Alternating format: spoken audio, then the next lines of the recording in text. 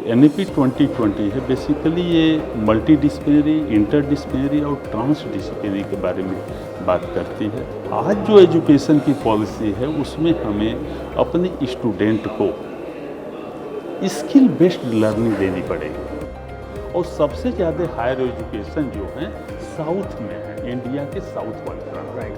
50% education को वहाँ जो लेडीज लीड करते हैं, जो लोग चैट जीपीटी यूज करते हैं उनके माइंड का लगभग 30% हिस्सा जो है अनएक्टिव हो चुका है। और जो टीचर हमारा आज के रिस्पेक्ट में अगर टीचर कहे कि हम टीचर रहेंगे तो that is not a good.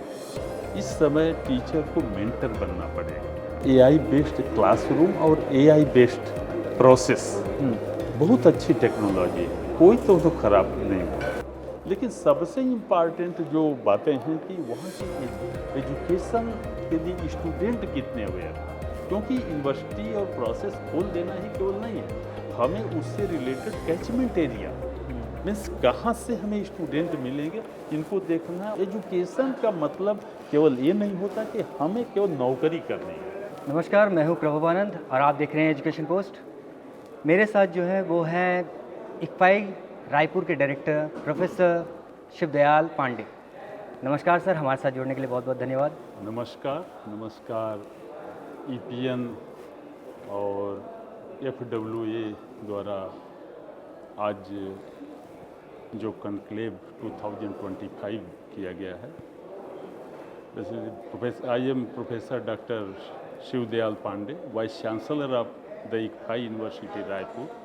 आज हम लोग एक साथ कुछ एजुकेशन पॉलिसी, एजुकेशन से रिलेटेड जो बात कर रहे हैं, हमें मालूम है कि आज के टाइम में बहुत इम्पॉर्टेंट है जो एजुकेशन का प्रोसेस, क्योंकि अभी जो पिछले सालों में बहुत सारे चेंज जो जैसे NAP 2020 गवर्नमेंट ने शुरू किया है, ये पिछली NAP 1986 में थी।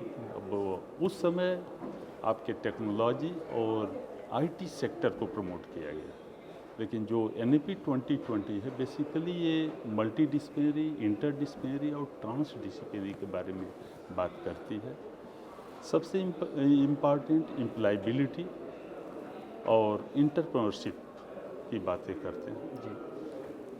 रिसर्च इनोवेशन इसके की एरिया, क्योंकि आप जानते हैं कि भारत हमारे इंडिया में सबसे इम्पॉर्टेंट है कि हम बहुत सारी टेक्नोलॉजी का यूज करते हैं, लेकिन हम क्या डेवलप कर रहे हैं ये बहुत बड़ी इम्पॉर्टेंट चीज़ है, पॉइंट है।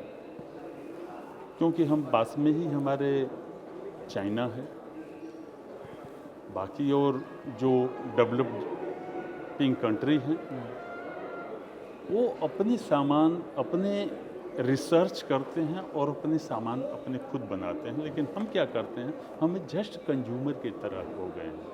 तो आज जो एजुकेशन की पॉलिसी है उसमें हमें अपने स्टूडेंट को स्किल बेस्ड लर्निंग देनी पड़ेगी जी। तो उसी पे मैं बात कर रहा था कि आज जो ये कॉन्क्लेव हो रहा है, आपके हिसाब से सबसे पहला तो ये है कि इसका कंक्लूजन क्या होना चाहिए और इसका आउटकम क्या होना चाहिए? आज का जो एक कॉन्क्लेव हो रहा है, this is the teaching learning, education and teaching learning technology, और what is the role of the technology in teaching learning education.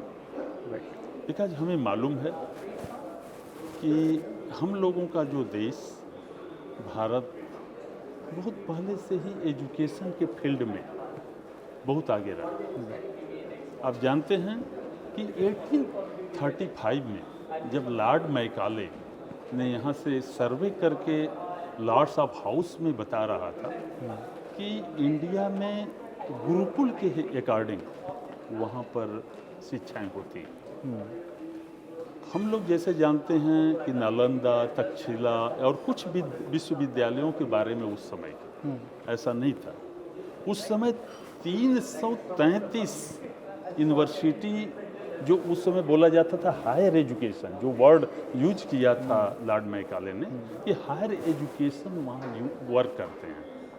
और सबसे ज़्यादा हायर एजुकेशन जो है साउथ में है, इंडिया के साउथ वाले प्रांत में। राइट। इंडिया के नॉर्थ प्रांत में तो कुछ यूनिवर्सिटी हैं जो कि बाहर के देश के आके लोग पढ़ाई करते हैं, लेकिन जो साउथ है, साउथ की तरफ जो यूनिवर्सिटीज हैं या हायर एजुकेशन है, वहाँ 50%, एक बहुत इम्पॉर्टेंट बातें उसने कही, 50% एजुकेशन को वहाँ जो लेडीज लीड करते हैं, तो ladies has the lot of the power on that time in India.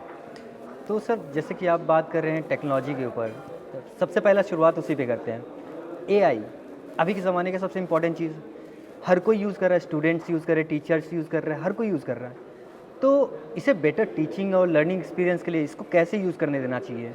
एक बेटर, जैसे कि हम लोग बात कर सकते हैं एआई बेस्ड क्लासरूम एक अच्छा ऑप्शन है। जो हमें क्या लगता है कि एआई बेस्ड क्लासरूम या फिर एआई का टीचिंग लर्निंग मेथड, उसको कैसे यूज़ कर सकते हैं ताकि ये और बेटर इम्प्रूव हो सके? बहुत अच्छे आपने क्वेश्चन कहा कि एआई, आर्टिफिशियल इंटेलिजेंस, क्योंकि हमारा बैकग्राउंड भी हमारा इंजीनियरिंग है और हमने आर्टिफिशियल इंटेलिजेंस 1995 में हमने पढ़ लिया था। तो आज जिस तरीके से एआई को हम बता पाएंगे वो होगा कि हमारे जो पर्सन हैं, हमारे जो स्टूडेंट हैं, बहुत अच्छे से समझ पाएंगे। आर्टिफिशियल इंटेलिजेंस एक तरह का ऐसे टूल है जिसको कि हम एक डिजाइन, प्रोग्रामिंग या कोडिंग के द्वारा करते हैं। हम एक मानव रहित, जो मानव के रूप में हम अपनी थिंकिंग करते हैं, सोच करते हैं, उसी तरह की सोच को बनाने के लिए ये आर्टिफिशियल इंटेलिजेंस बनाए। इसमें मैक्सिमम डाटा, जो कहते हैं डीबीएमएस, डाटा मैनेजमेंट सिस्टम का यूज है। डाटा मैनेजमेंट सिस्टम के अकॉर्डिंग हम डाटा आज से 100 साल पहले तक का और आज से 100 साल पहले बाद में होगा क्या, इतने डाटा को उसके साथ संग्रह करते हैं जी। और उस संग्रह के आधार पर आर्टिफिशियल इंटेलिजेंस वर्क करता है।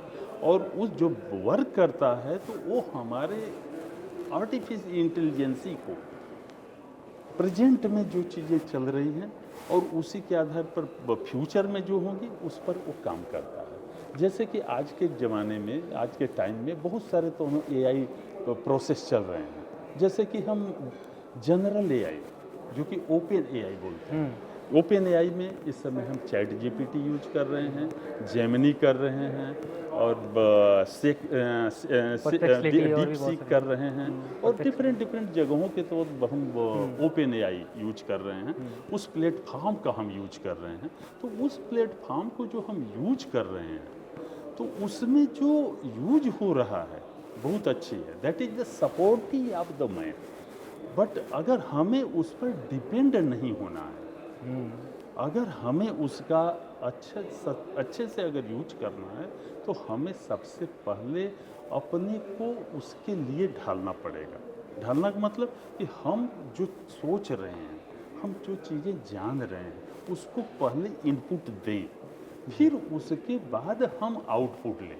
तो हम क्या कर रहे हैं, स्टूडेंट हमारे क्या कर रहे हैं, जनरल एक शब्द, दो शब्द लिख कर उससे आउटपुट चाहते हैं। उसका परिणाम ये होता है कि वो जनरल थर्ड फॉर्म में आंसर दे देता है। जबकि स्पेसिफिक अगर हम इंडिया में बात कर रहे हैं, अगर हम सपोज दैट कि एक हाई यूनिवर्सिटी के वाइस चांसलर हैं, अगर हम एक लेटर लिखना चाह रहे हैं तो हम अपने थीम के अकॉर्डिंग, हमारी अपनी नीड के अकॉर्डिंग जो भी शब्द हैं हमारे पास टूटे फूटे, उन शब्दों के आधार पर उसको लिखें और फिर उसको दें कि आप इसको परफेक्ट टाइप में बनाइए। तो that is a good way. ऐसा नहीं कि आप एक लेटर लिख दीजिए, उससे क्या होगा, वो थर्ड पर्सन में एक लेटर किसके लिए कहाँ लिखेगा उससे पता नहीं है। तो that is the our command in our hand. तब हम एआई का यूज अच्छे से करते हैं। बिल्कुल सर। तो मेरा इसी पे एक काउंटर सवाल है कि अभी के ज़माने में कहा जा रहा है कि एआई डिपेंडेंसी, जैसा कि आपने कहा, एआई पे डिपेंड होना कहीं ना कहीं हमें इनएफिशिएंट भी बना रहा है। डिपेंड हो जा रहे हैं, सारे काम अगर वो कर दे रहा है तो कहीं ना कहीं हमारी क्रिएटिविटी ऑन थॉट्स वो कहीं ना कहीं नर्चर नहीं हो पा रही है। तो आपका क्या थॉट है इसका? बहुत अच्छी बात है कि वही जो बातें हमने बताई कि अगर हम उसके ऊपर डिपेंड हो रहे हैं, इसलिए आने वाला जो जनरेशन है, फिर आप देखेंगे कि जो एक अभी सर्वे हुआ है कि जो लोग चैट जीपीटी यूज करते हैं उनके माइंड का लगभग 30% हिस्सा जो है अनएक्टिव हो चुका है और 70% वर्क कर रहा है, जबकि वही उल्टा है। अगर आप अपने खुद पूरे माइंड को यूज करते हैं और एआई का प्रोसेस बाद में लेते हैं तो आपका नियर अबाउट 95% माइंड वर्क कर रहा है। बिल्कुल। तो सबसे इम्पॉर्टेंट है कि आप अपने शब्दों को, अपने प्रोसेस को यूज करके एआई का यूज करें, उसे जस्ट एक हेल्पर की तरह यूज करें, न कि प्रोवाइडर की तरह यूज करें। तो सर आपका institution as a institutional head, अगर कोई आपका स्टूडेंट यूज़ कर रहा है, एआई यूज़ कर रहा है, क्योंकि हर कोई यूज़ कर रहा है, हम सभी जानते हैं यूज़ कर रहे हैं, तो आप अपने स्टूडेंट्स को या टीचर्स को गाइड करेंगे कि उसको बेटर तरीके से कर सकते हैं, या फिर उनको अपने तरीके से सीखने में आप छोड़ देंगे कि नहीं खुद से दोनों सीखें? बहुत अच्छे क्वेश्चन है। देखिए, स्टूडेंट जब ये शुरू करता है प्रोसेस तो उसे ये नहीं मालूम है कि उसे क्या थॉट, जैसे कि अभी हम तो चैट जीपीटी और थर्ड पर्सन बात कर रहे हैं, इससे पहले गूगल भी बहुत सारा प्रोसेस है जो आईटी सेक्टर का काम किया। गूगल में ही भी अगर हम कोई चीज़ें खोजते हैं तो उसके रिस्पेक्ट में 100 आंसर आते हैं, लेकिन वो उसमें से 100 में से आपके लिए क्या रिलेवेंट है, वो जब तक आप क्लासरूम टीचिंग नहीं किए रहेंगे तब तक आप उसको प्रॉपरली नहीं आइडेंटिफाई करेंगे। तो कोई भी प्रोसेस को जानने या यूज करने, टेक्नोलॉजी का यूज करने के लिए उससे रिलेटेड एक बिना एक्सपर्ट के बताए अगर आप यूज करते हैं तो वो आपके लिए आज के लिए नहीं, कल डेंजरस हो सकता है। जैसे अगर आप कुछ चीज़ें खोज रहे हैं, उसी के रिस्पेक्ट में चीज़ें, तो उसी के 100 चीज़ आ रही हैं, आप 100 चीज़ को ले लिए और वो आपके लिए अनयूज्ड है, गलत चीज़ें डाली गई हैं वहाँ नेट पर, आप उसे याद करके रखे हैं।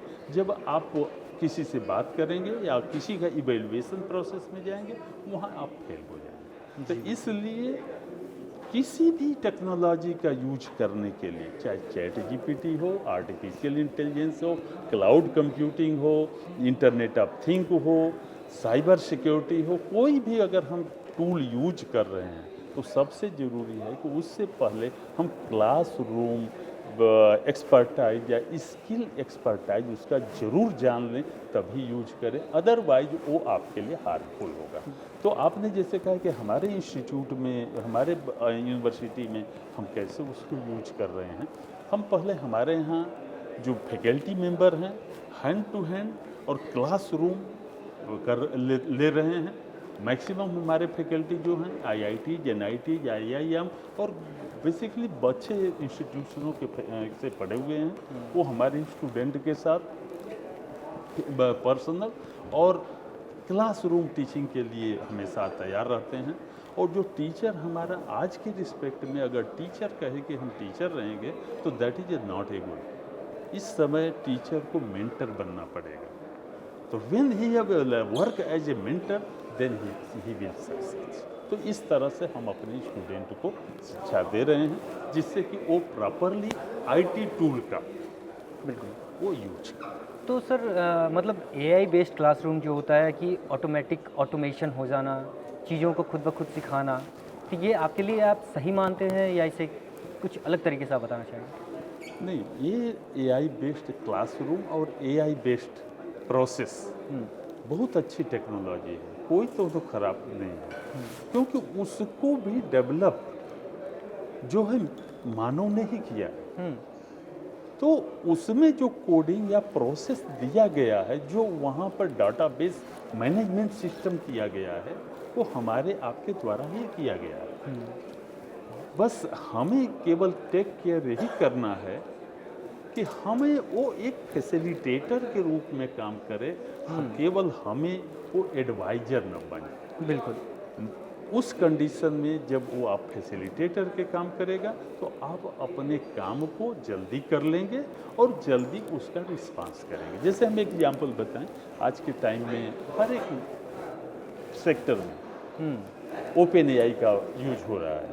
ओपन एआई का मतलब हमने बताया कि उसमें चैट जीपीटी भी है, डीपसीक भी है, ये सब टूल, ये सब प्लेटफॉर्म है। बेसिकली उसको बोला जाता है ओपन एआई, ठीक है। तो यूज कर रहे हैं, लेकिन वो साइलेंटली यूज कर रहे हैं कि उसको हम प्रॉपर यूज करने के बाद हमारा परफेक्शन आए। तो ये चीज़ें हमारे टेक्नोलॉजी के लिए बहुत ज़रूरी हैं। आने वाले टाइम में अगर हम उस ये आईटी टूल्स का नहीं यूज करेंगे तो हम पीछे हो जाएंगे। बिल्कुल सर। तो काफ़ी बातें टेक्नोलॉजी पे हो गई, अब आते हैं आपके एरिया पर। छत्तीसगढ़ कहीं ना कहीं माना जाता है कि अभी भी पिछड़ा माना जाता है, हालांकि अब डेवलप काफ़ी हद तक हो चुका है, बट कहीं ना कहीं फिर भी पिछड़ा रह रहा है। और कहीं ना कहीं वहाँ नक्सल के एरियाज़ में जिनके बच्चे अभी भी ग्रोथ नहीं कर पाए हैं, तो आपका इंस्टीट्यूशन या कोई भी अदर इंस्टीट्यूशन उसको कैसे करके उसको उस जगह पर जा करके स्टूडेंट्स को फॉरवर्ड पे लाना चाहता है, कैसे करके उसको ग्रोथ देना चाहता है? बहुत अच्छा आपका क्वेश्चन है सर। ये हम आपको बताएं कि मध्य प्रदेश का भाग काट के छत्तीसगढ़ बना 2001 में। उसके बाद आज 25 साल उसके बनाए जा रहे हैं छत्तीसगढ़ के।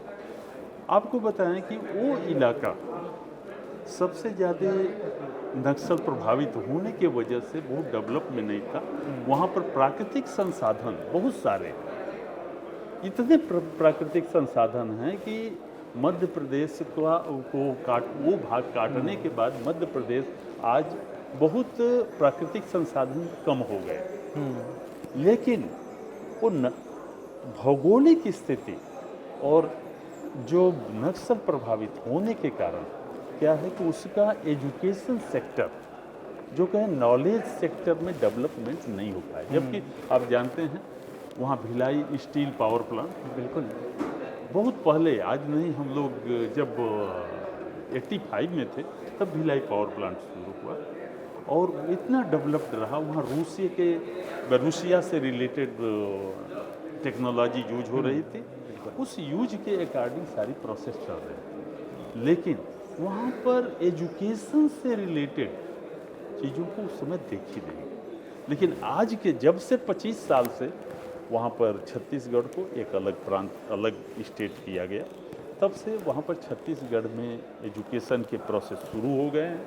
आज वहाँ पर नियर अबाउट 5 से 6 गवर्नमेंट यूनिवर्सिटी हैं, 18 से 20 प्राइवेट यूनिवर्सिटी काम कर रही हैं।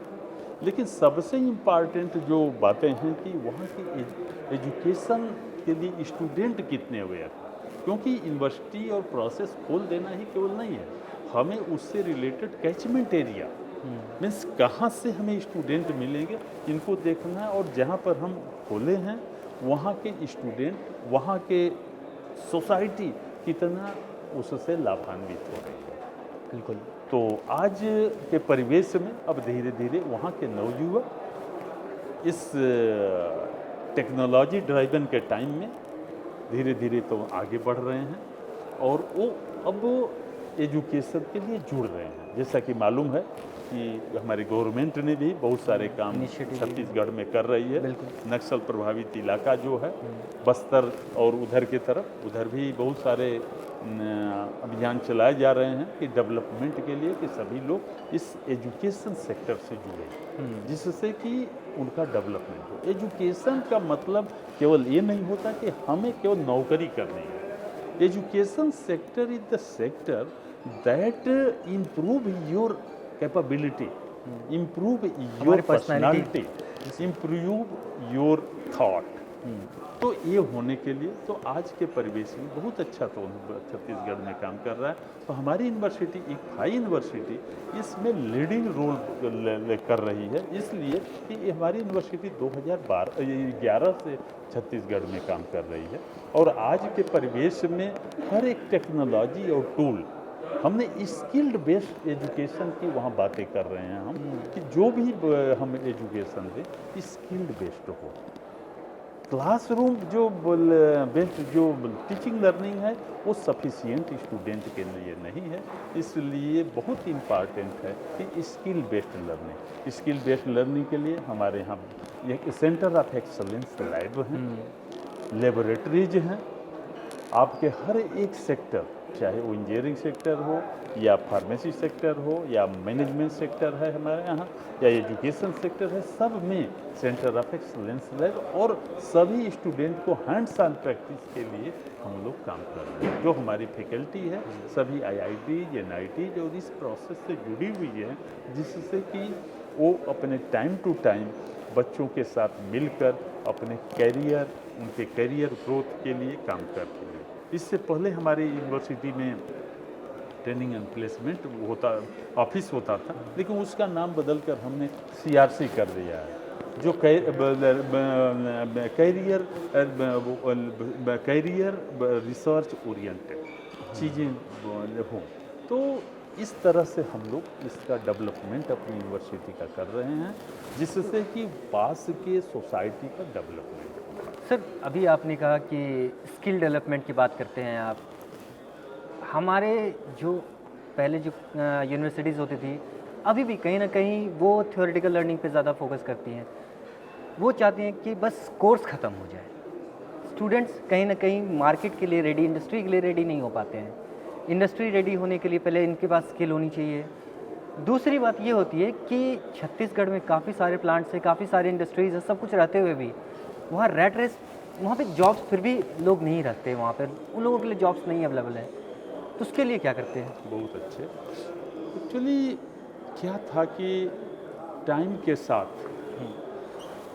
हम इम्पॉर्टेंट है कि हम इंडस्ट्री एकेडमिया जो कोलेब्रेशन बहुत इम्पॉर्टेंट है इस डेवलपमेंट के लिए, क्योंकि हमें मालूम है कि जो हम कोर्स कैरिकुलम बच्चों को बताते हैं या बच्चों को देते हैं वो हम डेवलप करते हैं और बताते हैं, लेकिन उसमें हर एक यूनिवर्सिटी टाइम टू टाइम पर UGC गाइड कर रही है या ICT गाइड कर रही है, स्टेटरी बॉडी कर रहे हैं।